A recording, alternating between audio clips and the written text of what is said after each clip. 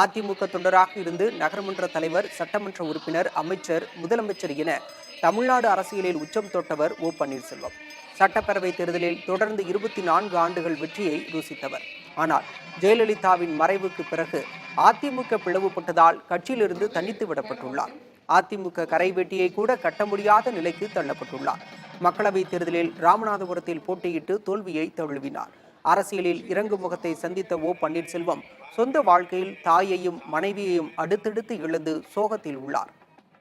இந்த துயரங்களில் இருந்து மீள ஆன்மீகத்தின் பக்கம் திரும்பியுள்ளார் ஓ பன்னீர்செல்வம். பெரிய குளத்தில் தனது சொந்த நிலத்தில் பந்தலிட்டு திருவாசகம் முற்றோதுதல் நிகழ்ச்சியை நடத்தி மீனாட்சி சுந்தரேஸ்வரர் திருக்கல்யாணம், பெருமாள் திருக்கல்யாண வைபவங்களை நடத்தியுள்ளார். மறைந்த தனது பெற்றோர் மற்றும் மனைவியின் புகைப்படங்களை பூஜையில் வைத்திருந்தார் ஓ பன்னீர்செல்வம்.